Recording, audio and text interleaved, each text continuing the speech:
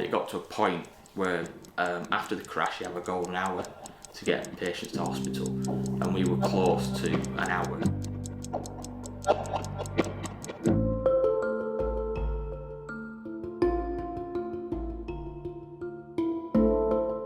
I was living a pretty normal life. I qualified as a theatre technician specialising in lighting. I was just about to start my career in the theatre. So the 17th of March, best mate Dave came round after work, as per normal, play some Xbox. Then we decided to go to the Trafford Centre. We were in lane 2 and there was a young girl in lane 3 that was overtaking us. The next thing I remember is her coming alongside our car, passing us.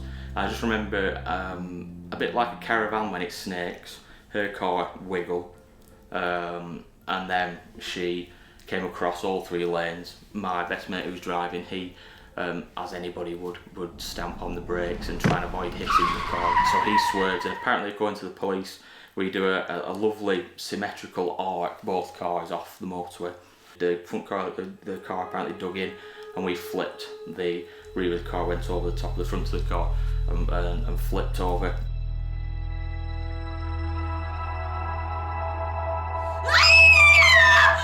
The girl from the other car, she was then screaming. Both me and Dave just started shouting, you know, come on, go and find someone to help us, you know, we're trapped in our car.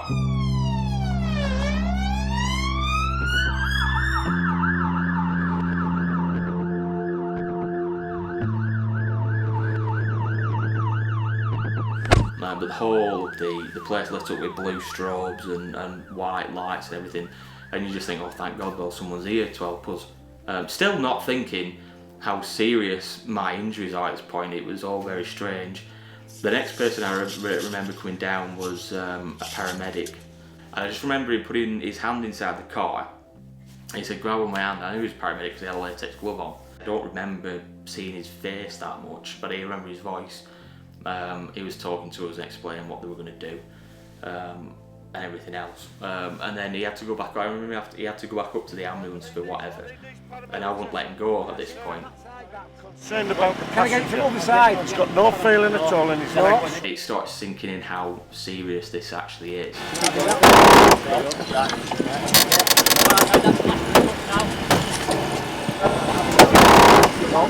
Yeah, there you go, that's it. We're upside down, so it's a normal extraction where they cut the roof of the car off is out of question because we're on the roof. He slid me out the car with someone holding my head, as you see him on the TV, and then getting out the car. I remember getting out the car because I was freezing.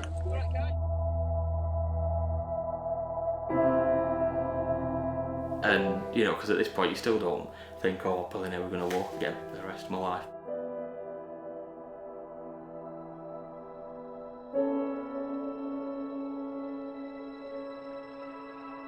I'm a T4 paraplegic. My spinal cord isn't completely severed, it's just little bits cut in. So what happened with my spine, apparently, and on the x-rays that I've seen, is that if you imagine getting a pack of biscuits and going like that with your pack of biscuits, that's what my vertebrae T3 to 6 did, and just crushed. So all these little bits of bone have chipped into the spinal cord, and unfortunately chipped into the spinal cord of my motor end of things, which is basically movement of my legs. In total, you're talking like almost 9 months of a year taken out of your life. You don't get back. I mean, you lived it, but you don't really lived it because you've been learning to live again, learning to live life in a wheelchair, and basically learning most of your key skills really to get around and live your life.